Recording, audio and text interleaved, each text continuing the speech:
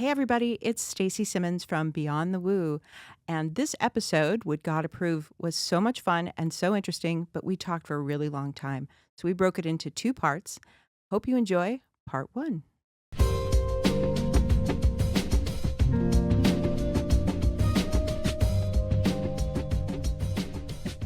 Welcome back to Beyond the Woo. Today, we're going to talk about a really interesting, possibly controversial topic, which is, would God approve of psychedelics? We want to hear from you. We want to know, hey, is this something maybe that you've thought about, that you've maybe wanted to experiment with, but you might have had some concerns about, or maybe had some hesitation because of your own faith or your own community? Find our notes in the description, send us an email, let us know your questions, let us know what you're thinking about, and we'll try to address it in another episode. But today, we're going to talk about what would God think we'd talk about psychedelics. All right. Well, I think I talked about last time that we don't shy away from the hard stuff. We don't. And I think why not jump really into psychedelics? And part of my journey that we talked about in the last episode was how I kind of got here. And then I kind of came from that straight lace kind of background. And very much that comes out of being raised in a Baptist home.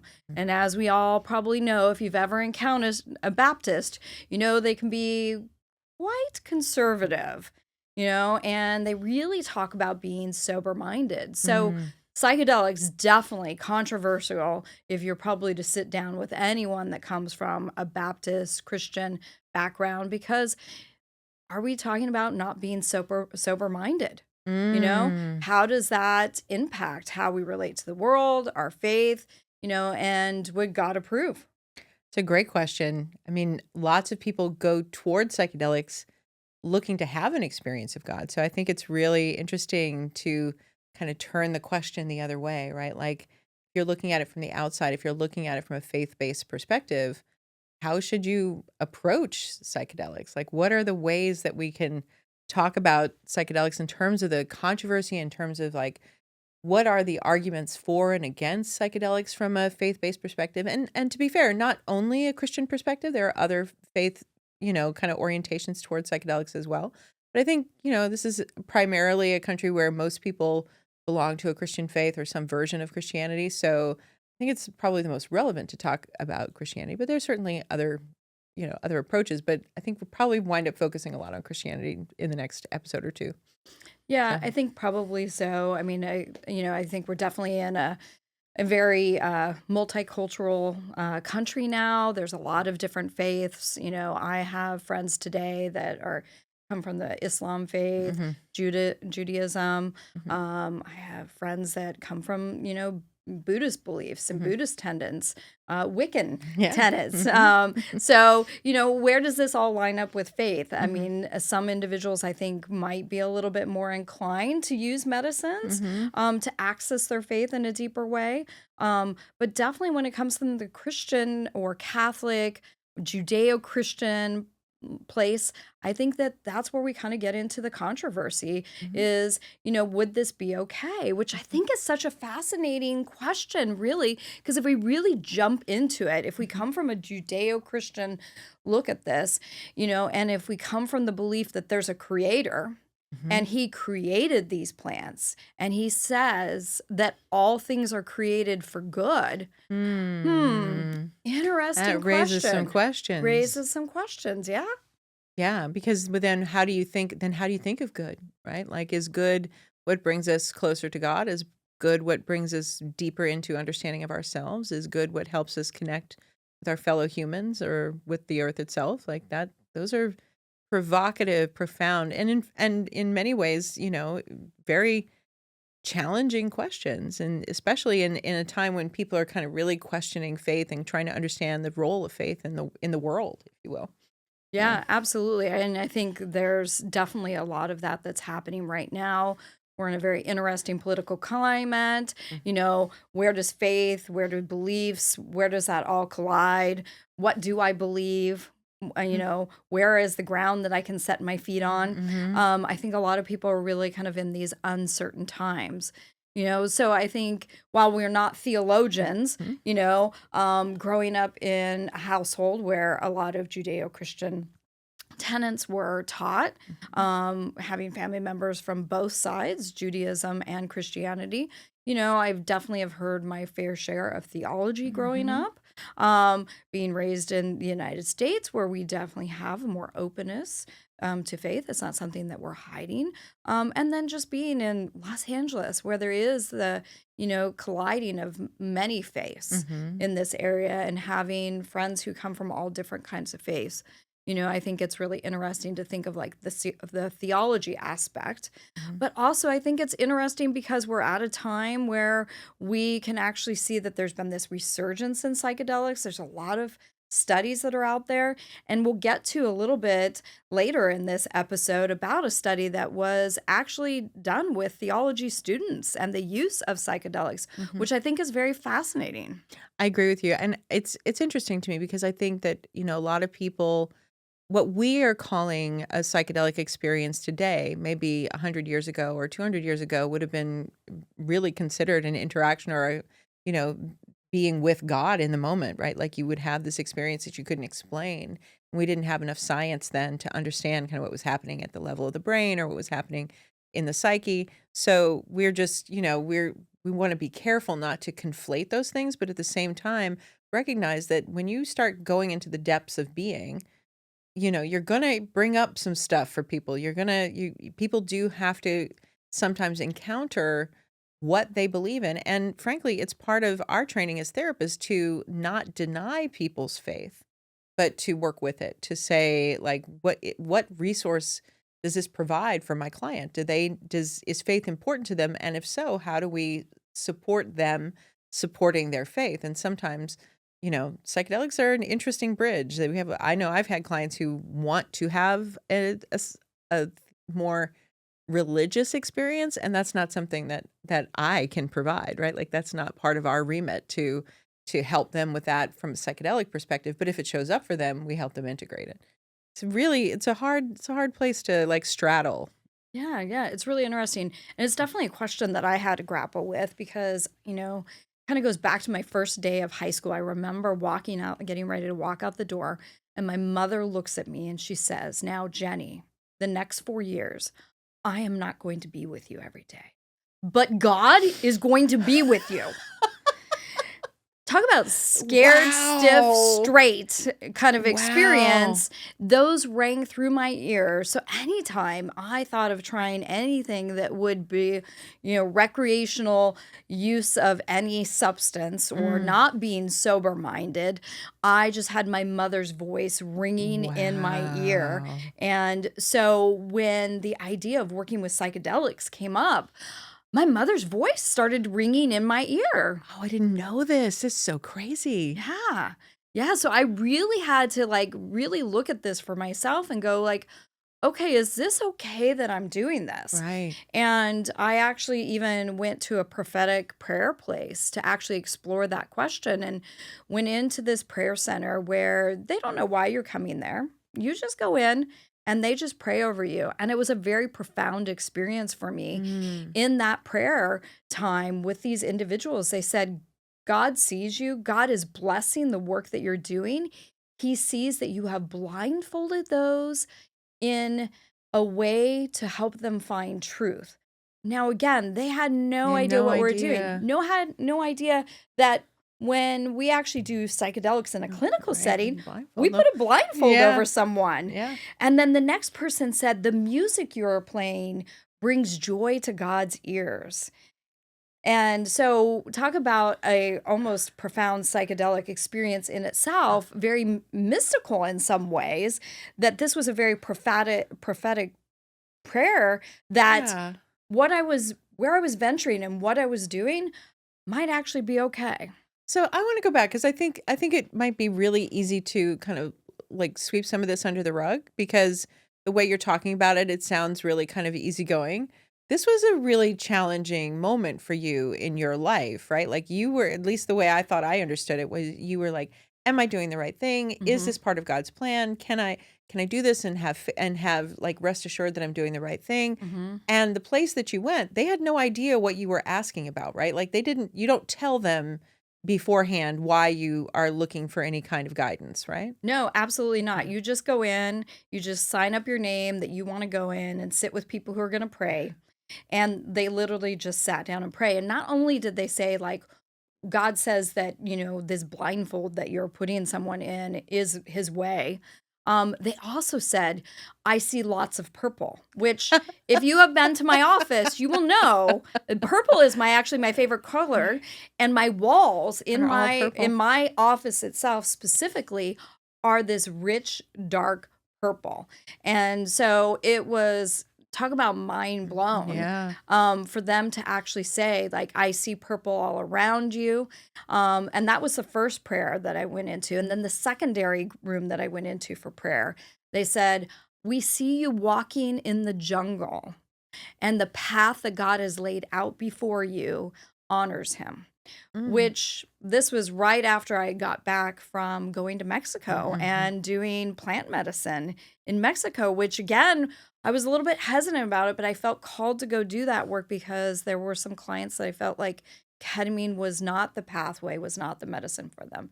And I actually needed to work with plant medicine after we had done our study with IPI and Mhm. learned about all the different medicines.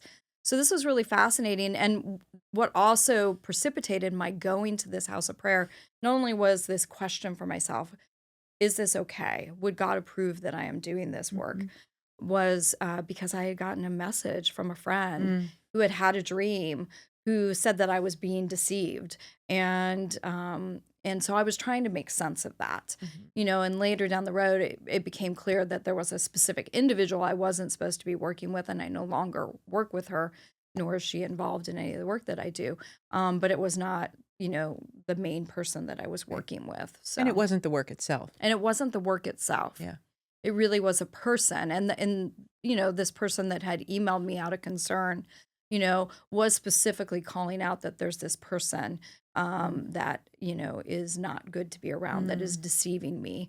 And I would definitely say that that person probably didn't have right motives, Mm. that, and, was trying to work with us. And I kind of sensed that from the beginning, but, Mhm. I tend to be a very open-hearted person, Mhm. and I want to give people the benefit of the doubt, but she didn't sit right with me. And, after, two times of encountering her, I realized, like, this is really not someone to have involved with the work that I was Mm. doing. Yeah. So you got guidance on all levels. Yeah, Yeah. absolutely. Yeah. Yeah. Yeah. So the friend sending you the email and then asking for more information. I mean, that's kind of like what's like you were saying, like the psychedelic experience in and of itself. It's trust, right? Like you're Mm-hmm. going into that Mm-hmm. place of trust. That's really Mm-hmm. wonderful. Yeah. Yeah. Okay. Yeah. So, and it's interesting because, I mean, I think that prophetic prayer experience, kind of bridges on kind of this mysticism Mm-hmm. aspect, and I think mysticism, a lot of times within, again, a Judeo Christian frame, can be looked at as potentially like, Yeah. evil in Evil or some ways, or dangerous. Yeah. dangerous. Yeah. Be careful. Yet at the same time, I believe that if you encounter, Mm-hmm. have an encounter with God, um, Jehovah, whatever word you may use, Jesus, Allah, Hashem, right? Like yeah, whomever. absolutely. That's a mystical experience. And sometimes we forget that, or something that we can't quite explain. Mm-hmm. That's a mystical experience. And certainly this prophetic prayer moment for me was like a mystical experience. These people had no context. And to give me that information, Mm-hmm. it just felt really, again, confirming that this was work that I was to be doing. Yeah. And it's interesting because, like, if we start talking about mysticism, that becomes this whole very controversial topic in and of itself, both in terms of psychedelics, but also just in terms of faith.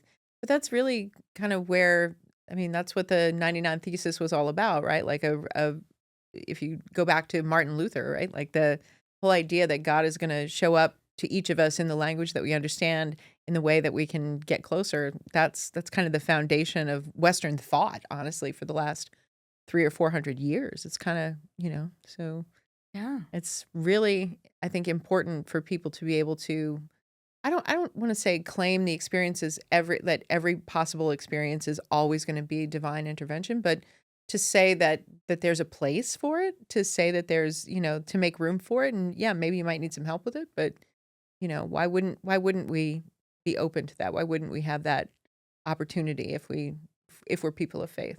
Like, it just seems like if it's only the authority above us that can tell us what God is, then we're missing something.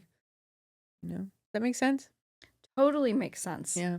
I think it's an interesting place to be, that mysticism versus faith, and what individuals' understanding of that. And, mysticism really is the unexplainable sometimes. Mm. It's not like demonic or evil or, I think, certainly it can be if individuals are influencing that way. But I think mysticism really is the unexplainable. I agree with you. And you and I come from slightly different theoretical backgrounds in terms of how we were trained as therapists. I went to Pacifica Graduate Institute, which is very depth oriented, very Jungian kind of focused, where the unknown, the mystery is kind of the point.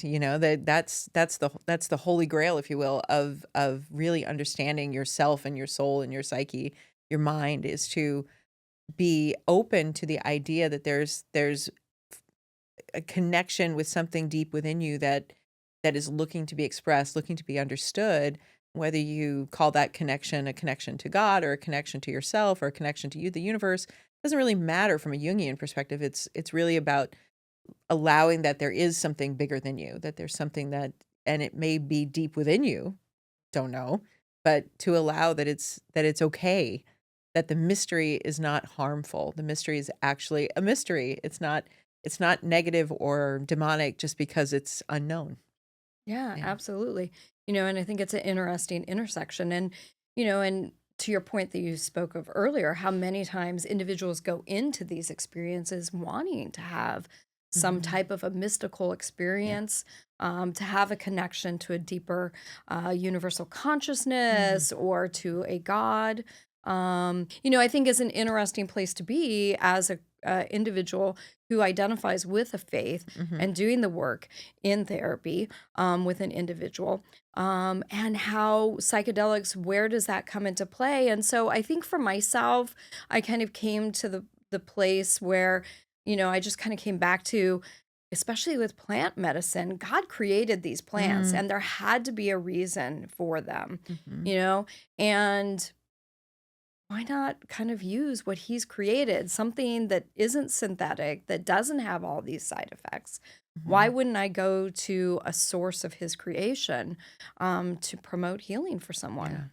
And just so that because I know what you're talking about when you say plant medicine, but just to kind of broaden it for the audience, when you're talking about plant medicine, you're talking about plants, fungi, bufo, like all of the above, right? Like anything that's coming from the natural world, you're not limiting it to a, a single kind of tree or something like that, right? Like you're Right, talking about right.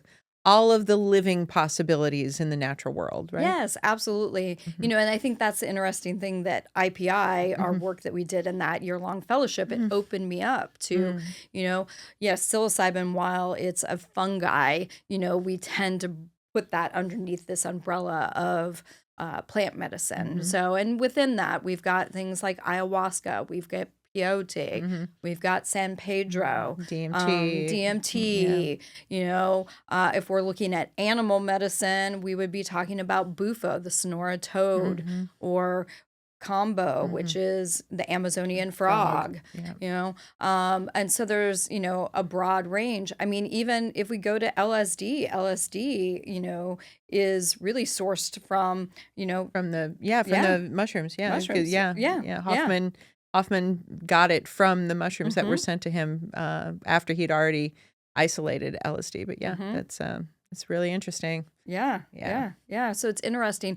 And I guess for me, the question initially that came up, and I just kind of remembered like this verse that was repeated to me multiple times and at church, and it was First Peter 5:8, Mhm. and it talks about being sober minded and be watchful, and so I thought that was an interesting area for me to kind of like intersect here of like, so if I'm giving someone this substance, are they no longer sober minded, Mm.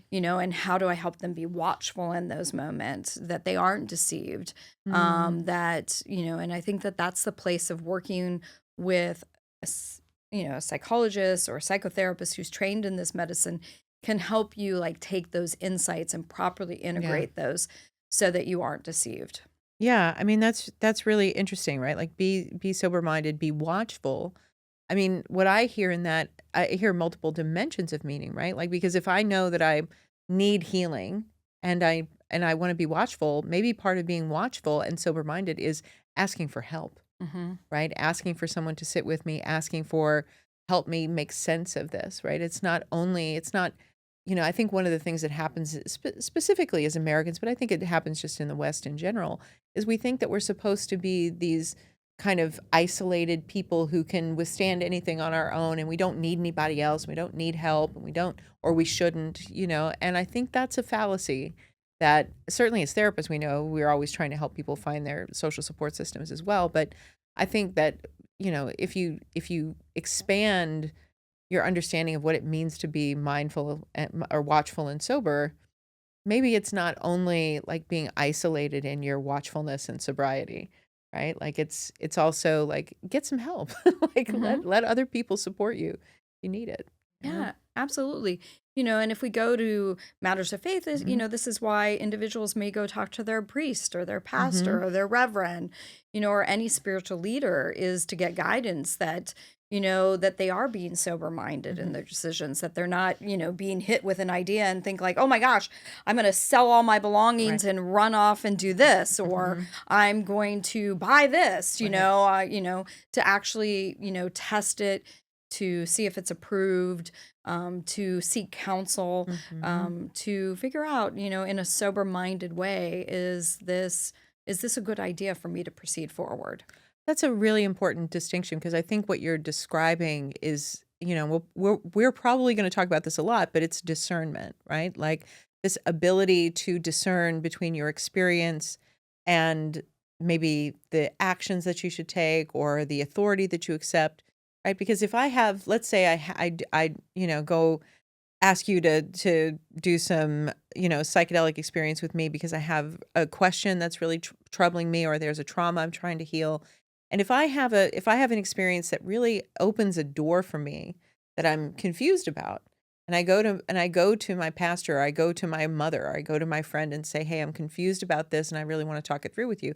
If they try to shut it down, right? The shutting down can be just as damaging as not ever having asked the question at all. So discerning between when do you follow your own counsel and when do you seek out counsel of others? I think it's challenging. It's really, really difficult. But that's also partially why you work with a therapist and not a religious leader, right? Like because you're asking the therapist to kind of hold that. I don't want to call it ambivalence, but it's like really being able to straddle both sides, like allowing the other person's spiritual experience without trying to direct it.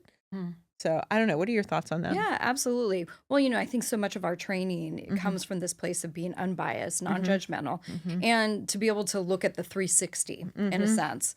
Don't just take a little bit of material because you could be walking in a, with distorted thinking, Mhm. and, am I in balanced thought? And I think in order to have balanced thought, you kind of have to take the 360 approach in anything that we're looking at Mhm. and just kind of more deeply understand it to, you know, kind of like hold it in your hands and look at it from all directions of this material that's presented itself, Mhm. and I think often when we go to family members or friends, and sometimes even maybe leaders that we Mhm. might seek out in Mhm. our community, sometimes their own fears can Yeah. come into play, and so I think that's an interesting place, is to, who we seek counsel from, are they able to walk those lines with us Mhm. and not to be trapped by their own fears, and I think certainly, obviously as a therapist, I think we're human and sometimes clients come in and they tell us these ideas and sometimes we can be a little bit like, whoa,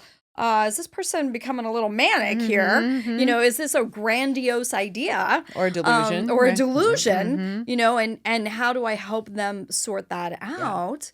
Um, but to do it without fear and without judgment Yeah. and come from an unbiased stance and really try to help them to slow down, take a moment to Mhm. reflect, to consider it, to really look at it Yeah. from all angles. Yeah, I think you're right on the money there. And I think it's hard because, as therapists, from my perspective, I want to look at the symbolism of what is coming up for my client. I want to understand, like, okay, this showed up for you. What does it mean to you? Like, I don't, the meaning is what I'm after, not necessarily an interpretation. Those Mhm. sound like the same thing, but they're not the same thing. Mhm. So, working with someone either as, if you want to do a, psychedelic experience and you work with somebody who's not trained or who's trained in more of a religious perspective, like, you're going to get a flavor of that. You're going to get whatever they're, I mean, to be fair, it's true of anybody, right? If you work with a therapist, you're going to get the flavor of therapy that that person works with. But hopefully, I guess what I'm trying to drive home is discernment and working with people intentionally, that you understand their perspective before you walk into that room and are, take like have being served mushrooms or being served peyote or being served, bufo. Like, if you're going to have a psychedelic experience, know who you're doing it with ahead of time and use that discernment before you even begin the medicine itself. Yeah, Yeah. absolutely. And I really feel like that's a really good explanation of even what that verse of being sober minded Mhm. is using discernment. And I think discernment is something that is embraced within the Judeo-Christian belief system, Yeah. to use discernment in the path that you're walking, those that you're following, those that you're listening to, those that you're seeking counsel from, the healers that you go to. So I think it's really really important to ask those Mhm. questions, and I think there's a lot of ethical complexities in using these substances. And, there have been times, like, look, in life, people can pervert anything. And there have been times where these medicines have been used in, perverted ways, Mhm. and for rituals that, maybe bridge and not doing good, you Mhm. know? And for me, again, I came back to, I went into this field to help people, to provide a pathway to healing. And I was just seeing my clients were getting sicker Mm. on pharmaceuticals and they weren't getting better. Mhm. Which I think that's why, yes, ketamine was a pharmaceutical and I was seeing tremendous growth and healing with clients there.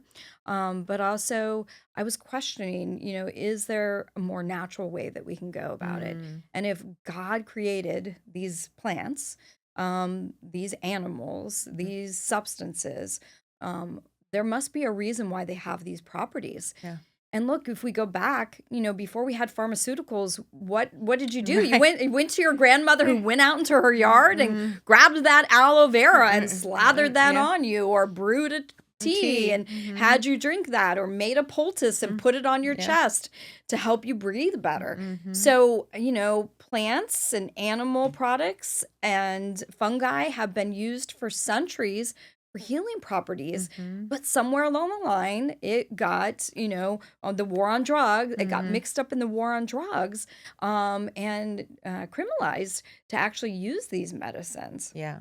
Yeah, and that's, I mean, there's been some studies, like, I think they did a retroactive study of how many investigations were there in the 50s and 60s on using psychedelics, whether it was psilocybin or LSD, for helping people with addiction and specifically alcoholism. There was some crazy number, like 4,000 studies that all had positive outcomes. Now, granted, it was in a time when maybe we weren't as rigid in how we do controlled research. But still, that's a lot of studies with positive outcomes, with, testimonies from people saying that they did this one experience, this one psychedelic experience, one time in a controlled setting and never touched an alcoholic drink again.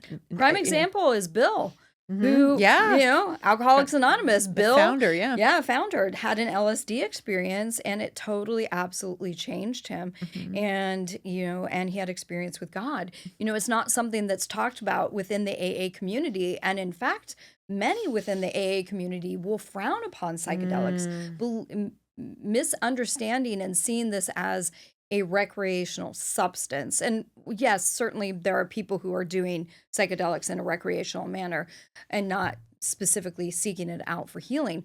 But I think it's really a fascinating history, backstory of Bill and Alcoholic Anonymous, that it was part of his pathway to Yeah. sobriety was using psychedelics. That is crazy. You had told me that before and I completely forgot about it until you just said it.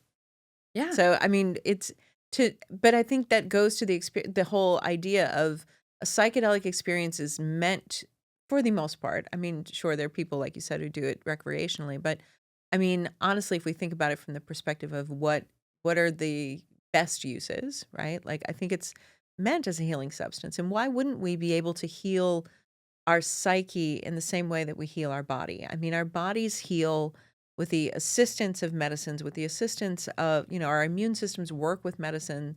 Our bodies heal with the assistance of stitches and medicines and surgical, interaction. So why not? Why not a psychological healing, a spiritual healing, an emotional healing that Hmm. might come from a medicine of sorts? Like why does that seem so outside of the norm? Yeah. And I think if we foundationally go into, the Bible, Mhm. and go to Genesis 1, Mhm. Genesis 1:29 states, I give you every seed bearing plant on Mhm. the face of this whole earth and every tree that has fruit with seed in it. They will be yours.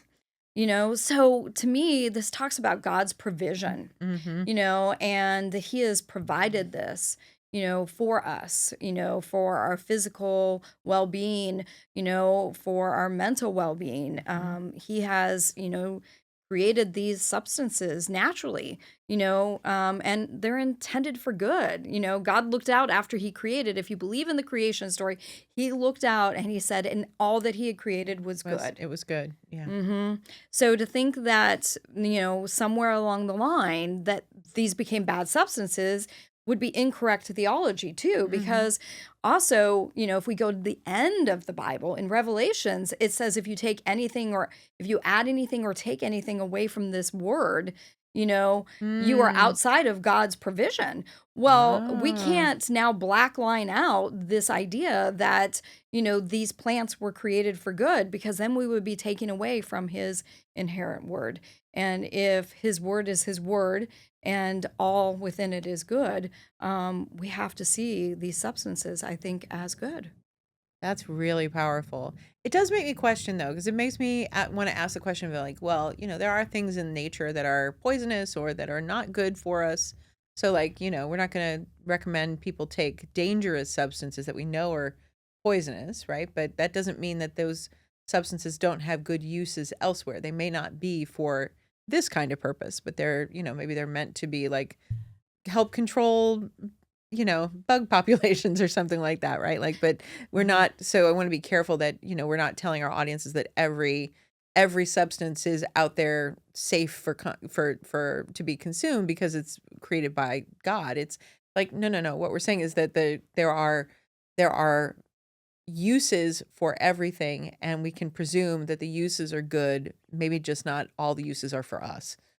Yes, absolutely. Yeah. Well, and I think that there becomes a piece of why you seek wise counsel, Right. because there are many mushrooms that are out there, Mhm. and not all mushrooms are good mushrooms. Some Mhm. are very dangerous Yep. mushrooms. So you need to go to someone who's experienced, who's knowledgeable, who has learned, how Mhm. to use these mushrooms, and which mushrooms are not safe to be Yeah. used. Yeah, and I mean, just thinking about how people forage, like, a mushroom can be completely benign if you grow it in your own house, but because it grew on a tree in a forest where there was some mining going on upstream 20 miles away, you wind up with a mushroom that might have some heavy metals in it, and that in particular, that's not good for you. So, we also want people to be really discerning again when they think about how they acquire things, but noticing that the creation itself is not the problem. It might be the substrate that something lives in, or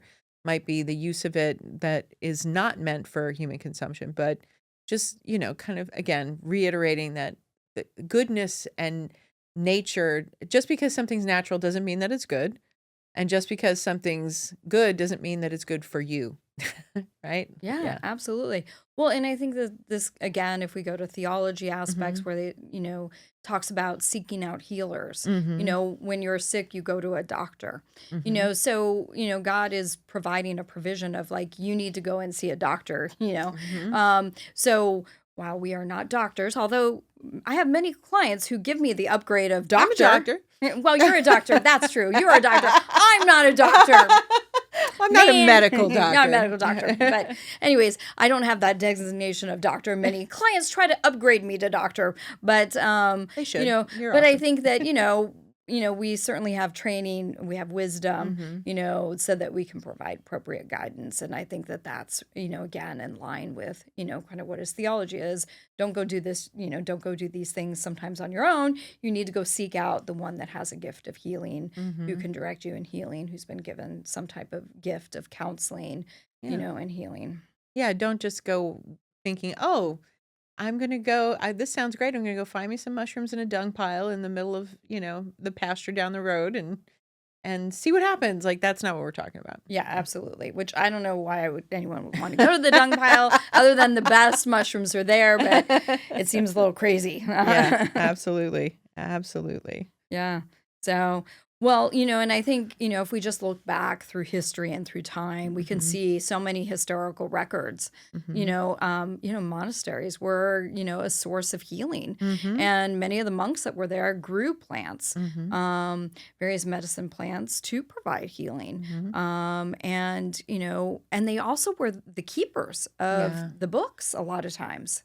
I mean, they're the ones who rewrote everything, and a lot of those monks, like, just thinking about Mendelian inheritance, right? Like, Gregor Mendel, who discovered genetics, was a monk. He was a monk in a monastery somewhere doing the first research. They were some of the first scientists. So, yeah, I mean, there is this conflation, historically with science and faith. They kinda go together. You can't Yeah. really divorce historically, you can't divorce them from one another. Yeah, No. you really, really true. And, and I think, it's such an interesting debate of intersecting science with Mhm. faith.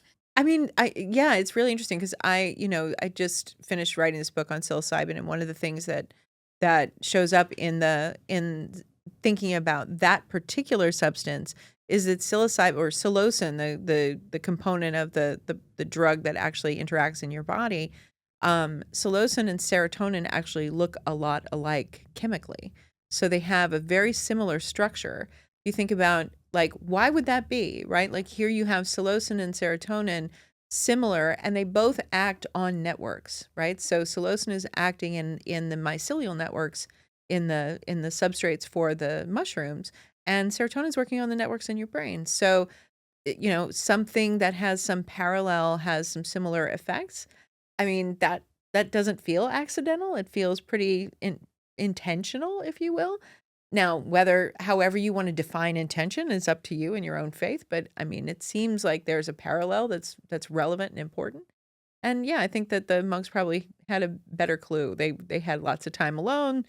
They could, and they dedicated themselves to healing, and to a lot of them anyway, not all of them, but, like, I think you'd mentioned, like, the Benedictines, or one of those orders were really focused on healing people and Hmm. making sure that the sick were cared for. And so, yeah, this would be part of that Yeah. goal. Yeah, yeah.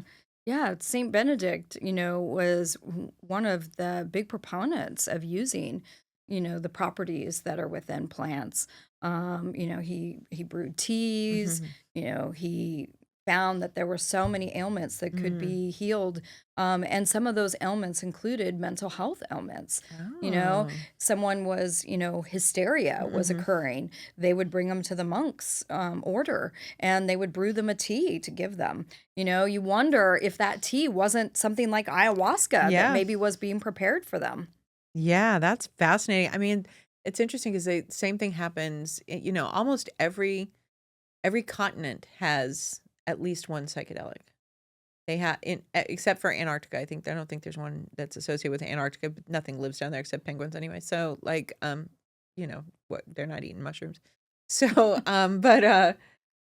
everybody has a psychedelic. So what could be the reasoning for that, right? If there's something that's healing the psyche on every continent where there are people, right? Like that's telling you something, or it's giving you the opportunity to infer something, maybe. Yeah, absolutely.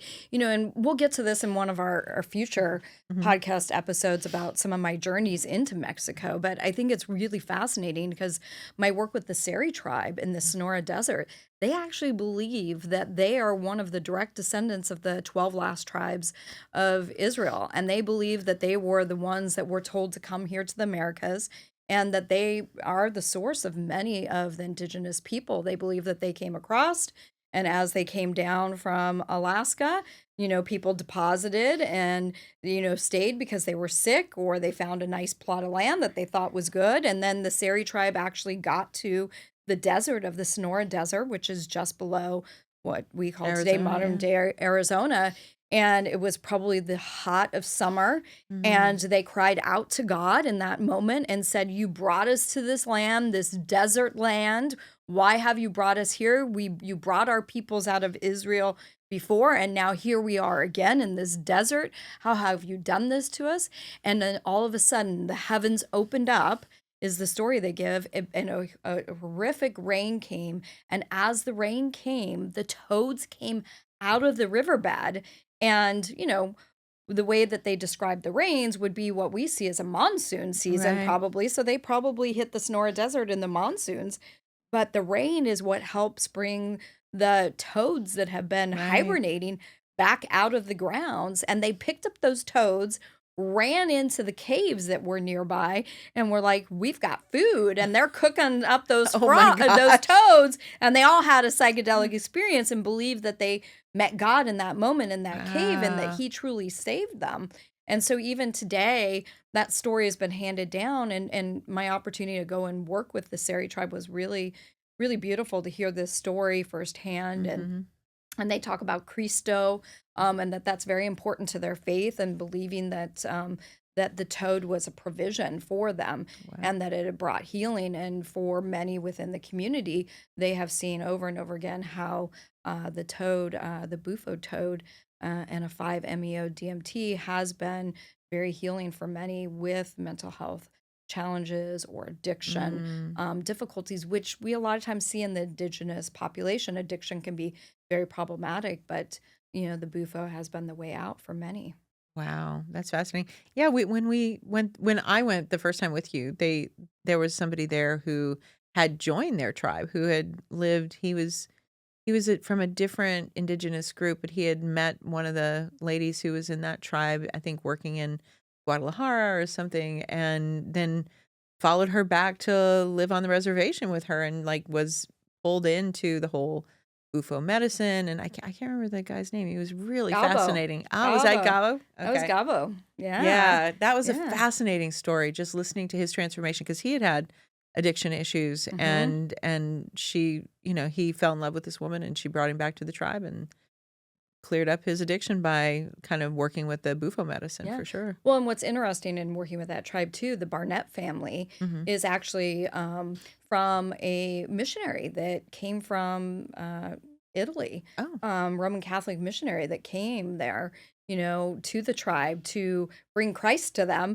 And he fell in love with one of the women, and then he became stayed, and and now his line, his descendant line, is the primary medicine people within the tribe oh, serving the medicine. He strongly believed that really the bufo toad was indeed a provision of God to bring healing to the land, and that here he came to help bring healing to them, but he felt more healed and yeah. more called, and so he stayed with that tribe. Yeah. That is fascinating, but it also goes to, like, don't question the medicine, right? Like, if you're Hmm. or not, well, I'm saying that the wrong way. When something like that happens, what I see is that, you may have one intention, but then when you get to the other side of enacting that intention, you wind up seeing that there was kind of intention on both, in both directions, if you will. It was Hmm. flowing. Divinity was flowing in both ways, right? So Yeah. from him to him and back, and yeah, that's Hmm. pretty fascinating. Yeah, yeah, yeah. So it's interesting. So, and again, kind of like, again, this piece of like being sober minded and, Mhm. substance use and, what's the difference? And I think it's just very interesting. One of the other verses that I had come across, like just in my questioning of this, was from the Psalms. Psalms 104, 14 to 15 states, he makes grass grow for the cattle and plants for the people to cultivate, bringing forth food from the earth, wine that gladdens the human hearts, oil to make their faces shine, and bread that sustains their hearts. I thought it was really interesting that in this one actually talks about wine that gladdens the human hearts. So again, wine can be misused. Absolutely. And many people have misused this, substance, but yet he referenced it that he brought this to gladden the heart, oil to make the faces shine and bread to sustain the hearts, and all about, again, the plants for the people to cultivate. So again, that kind of brings me back to this piece of like, well, why did he bring the plants to cultivate? And, so wine was made out of those plants, which is a substance which gladdens the heart, so it feels adjacent to me to say like, okay, so the psilocybin doesn't say it in this verse. Well, I created this mushroom to help you recover from your traumas or from your depression or your anxiety or to gladden you, so it feels like a very adjacent substance again, or ayahuasca or peyote or any of these other substances that we might. I mean, it's so interesting to talk about, especially because you have done so much work in working with the medicines and working in Mexico and of that area, just thinking about it from the perspective of, I mean, we're kind of living on the other side of conquest, right? Like, so when the Spaniards came and really conquered that area, they had a real aversion to people having their own revelatory experience of God. And I guess for me, when I hear you talk about it, it's like, this feels like reclaiming. This feels like kind of reclaiming what it means to interpret what it means to be provided for, right? Like instead of saying, no, if you have your own experience, that's outside the law, right? Or that's outside the rules. But to say, no, let's, before you dismiss it, let's actually look at the rules. Can we read the rules maybe? That might be really useful for people instead of just making a blanket assumption that, because it's outside of your norm, that it's forbidden. Yeah. Well, and I think that that's where fear gets people, and we want to operate within our constraints, and so we don't, we kind of don't walk outside of the box sometimes.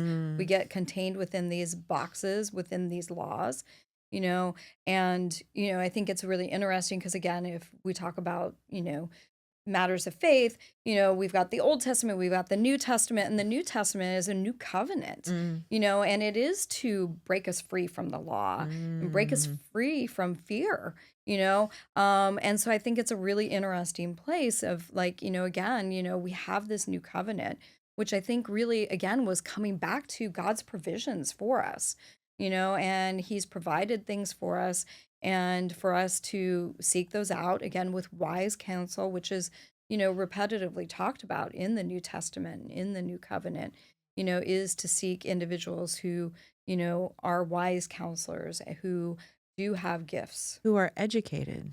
Yeah. Oh, that brings up a whole other set of questions, right? Because then we're talking again about don't go out and find the dung pile and just bring some mushrooms home and make some tea, right? Like do your homework, do some research, find a guide, ask good questions, use discernment, and the provision that you're talking about, right? Like provision is not just providing the substance, it's also providing the science, it's also providing the teachers, it's providing all of it. It's not, provision is not limited to just the thing in front of you. It's all of the adjacent aspects of that thing as well. So I think, I don't know, it just makes me really, it actually gives me a little more hope to think about how if Christians especially are thinking about these questions and really allowing themselves to expand their understanding, not by the answers, but by the questions themselves, then if you let yourself have more questions, you're going to get more answers, right? But if you limit the number of questions, you're not going to get enough answers, right? So I don't know, I find it really hope-inducing. Yeah, absolutely. Well, and I really see that, there's just really truly a complement to interweaving these medicines Mm. into the work that we do, and into our modern world.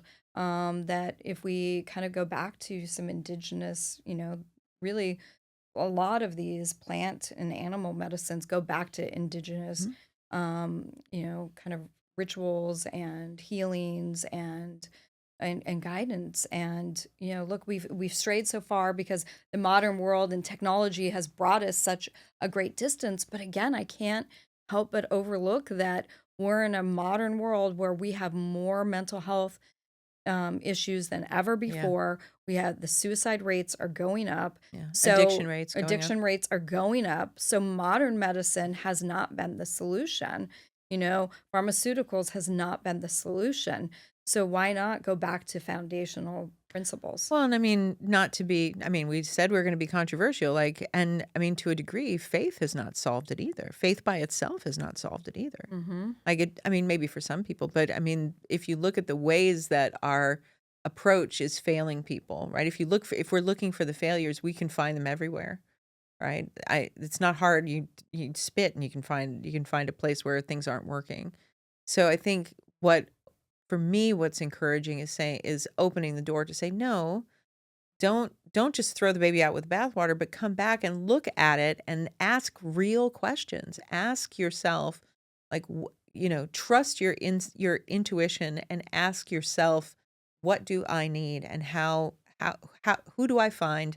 How do I find the help that I need, and how do I go on a journey, not necessarily a psychedelic journey, but a journey of the spirit and soul and psyche to say, I need my needs met, and I can't do it with just working all the time and trying to make more money and accumulating stuff, which doesn't really do anything. Where's the meaning coming from? And if you are looking for meaning, it's naturally going to take you outside of your comfort zone. It has to.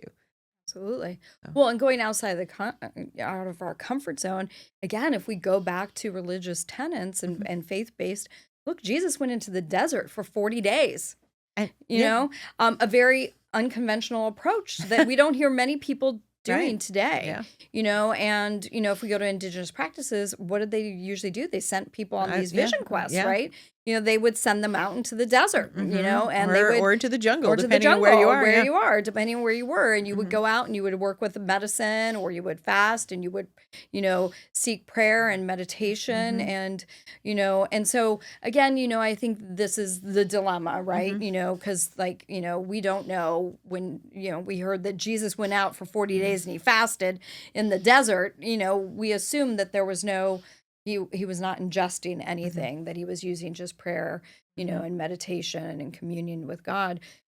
So, I think it is still kind of that place of controversy when we say well, there's many ways to connect with, more our authentic self, and more connection with a higher consciousness, Mhm. more connection with God, and so it's a delicate space to walk in. So I guess that kind of was the place where I was like, okay, well, how do I intersect this with my faith? And I think that's why I just kind of came back to, this is God's provision, I believe, for Mhm. healing, and I'm using it for a mental health aspect. Mhm. I'm not so much using this, for someone to have a mystical experience, for someone to feel like they can connect to some higher being, Mhm. or God, or whatever deity they may seek out. That I am purely using this as a means of, mental health and healing.